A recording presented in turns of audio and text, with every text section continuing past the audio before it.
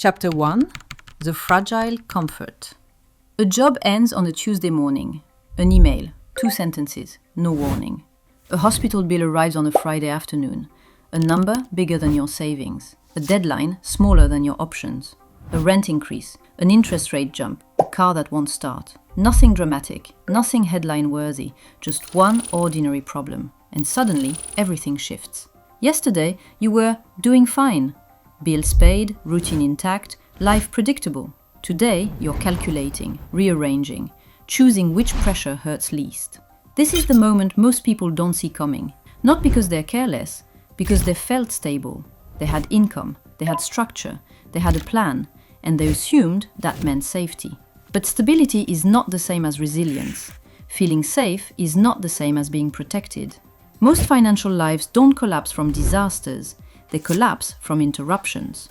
One break in the pattern, one missing paycheck, one unexpected expense, and the comfort people trusted quietly disappears. Which raises a difficult question. If stability can vanish this easily, was it ever real in the first place? Chapter 2: The False Belief. Stability means security. Most people believe that if they're financially stable, they're secure. They pay their bills on time, they have a job, they cover their rent or mortgage. Maybe they even save a little when things go well. There's a rhythm to it, a quiet pride. They don't overspend, they don't live extravagantly. They're doing what they were taught to do. And on the surface, it works. Life moves forward. No major emergencies, no chaos. This belief feels not just logical, but responsible. Because for decades, financial advice has centered on one idea: be stable, build consistency, avoid risk. And if you do those things, the thinking goes, you'll be okay. You may not be rich, but you'll be protected. That's the promise. And for a while, it even feels true. Chapter 3: The Crack in the Story, the Hidden Fragility. Everything seems fine until it isn't. You're paying your bills, you're not behind, you even have a little left over some months. But then, a medical bill, a layoff, a broken car, a rent hike, an unexpected tax, and suddenly, what felt stable isn't. This is the hidden fragility. Stability gives the feeling of protection, but often hides how thin the margin really is. Most people don't notice it because the disruption hasn't come yet. But when it does, it moves fast, and the fall feels steep, not because they were reckless, but because they were stretched. It's not that people are failing, it's that the system doesn't account for shocks. Which leads to the real question. If stability is so fragile, was it ever real safety in the first place? Chapter 4: The System Reveal. Built for normal, not shock. The financial system wasn't built for your worst day. It was built for your average day. Budgets assume consistency. Credit models assume payment regularity. Savings advice assumes nothing major will go wrong for years. Systems, banks, policies, insurance, employment structures are calibrated for the expected, not the unexpected. And that's the flaw. Because real life doesn't run on averages, it runs on events. A single emergency, job loss, or economic downturn can undo years of good behavior. Not because you were irresponsible, but because the system was never designed to protect you from volatility. Take the middle class, for example. In the middle class money trap, we exposed how middle-income families often appear stable on paper, but are financially vulnerable in reality. And in Why Cash Loses Value Over Time, we saw how even savings, the so-called safety net, quietly erodes through inflation. So when a shock hits, the cash isn't enough. The systems don't flex. The fallback plan reveals itself to be thin air. This isn't a glitch, it's design. Because when a system is built to optimize consistency and profit, resilience takes a backseat. Which means, if you want to be shock-proof, you can't rely on systems that only function in calm. Chapter 5: Psychological Reality, Denial, Normalcy Bias, and Anchoring. Your brain is built for patterns. It craves repetition. Predictability feels like safety, even when it's not. So when life has been fine for a while, the brain assumes it will stay that way. This is normalcy bias, the assumption that because something hasn't happened, it won't. that because you've always managed, you always will. It's comforting. It's also dangerous. Then there's anchoring, the tendency to fixate on one point of reference. You made $60,000 last year? You assume that's your base, that the job will continue, that income is stable, that expenses will stay where they are. But life doesn't work like that. And when a shock comes, job loss, emergency, inflation spike, the mind struggles to recalibrate. It feels unfair, unreal, sudden. But the truth is, the signs were always there. The risk was always present. We just weren't wired to see it. Comfort had become the blind spot. And that's not a personal failing. It's a psychological default. One that makes the feeling of stability dangerous because it convinces you there's no need to adapt. Chapter 6. Human impact when a shock hits. It always starts with one event. A job loss. The paycheck that used to feel dependable vanishes. Unemployment pays less. The bills don't wait. A medical bill. Insurance didn't cover everything.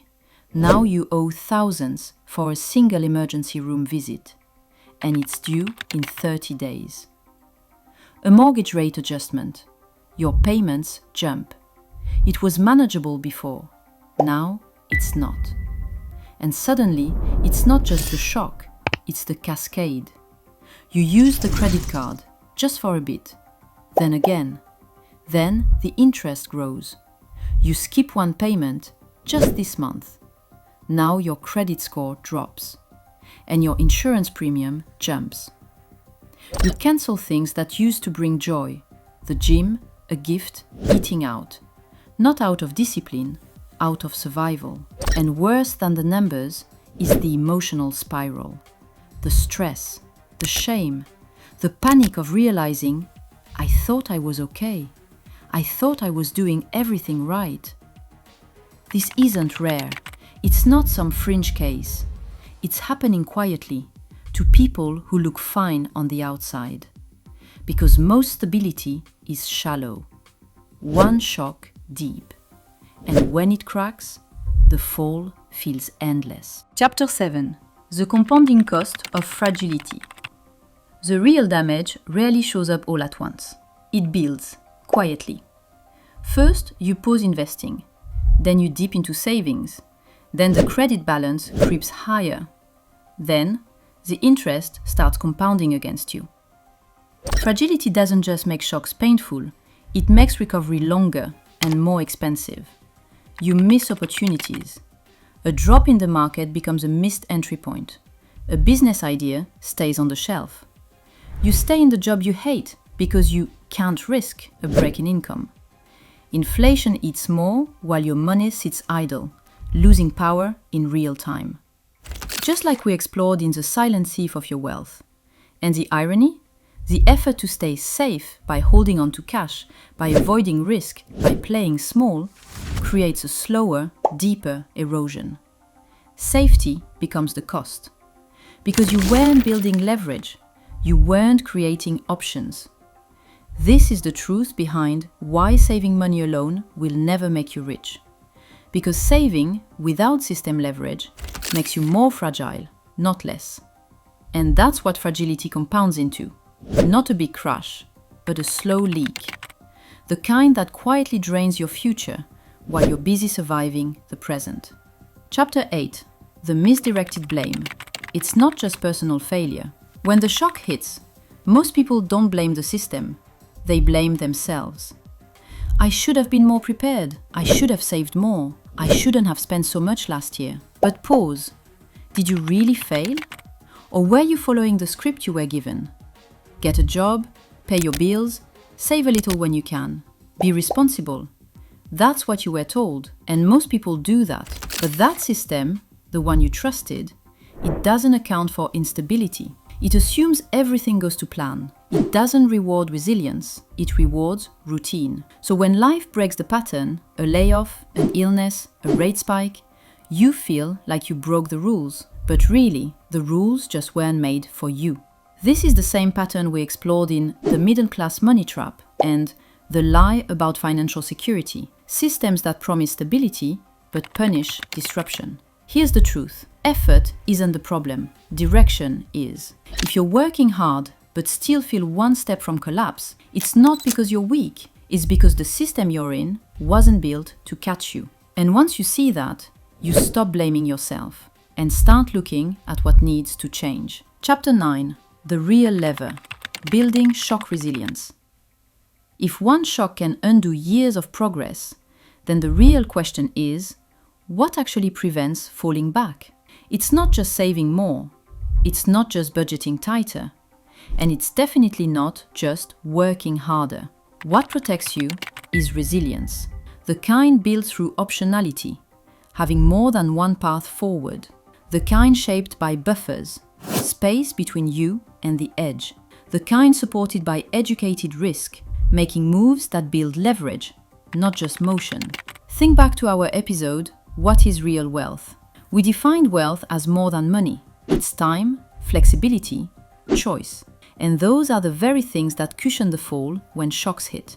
Because when you have multiple income streams, a side business, an investment portfolio, a skill stack, one disruption doesn't define you. When you've designed your life for adaptability, not just routine, you don't freeze when the plan breaks.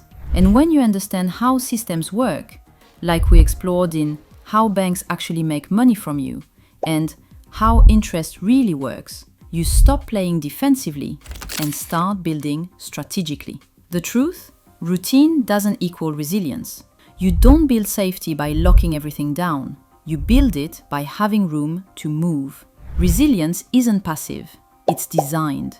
And that's what turns uncertainty into opportunity. The reframe. Stability is a snapshot, resilience is a system. We're taught to chase stability, to treat it like a finish line. But here's the truth. Stability is a snapshot. It's a moment, not a foundation.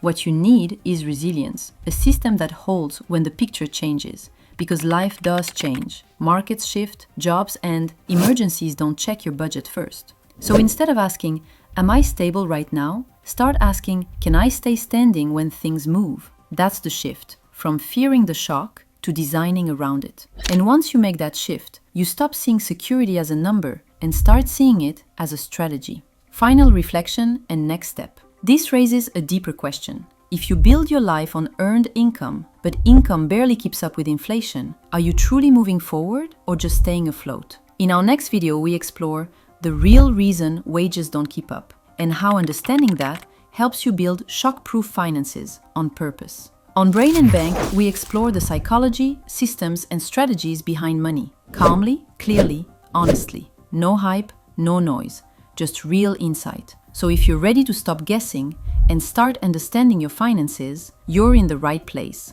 Subscribe to the channel, like the video, and most importantly, keep learning because knowledge compounds, just like money.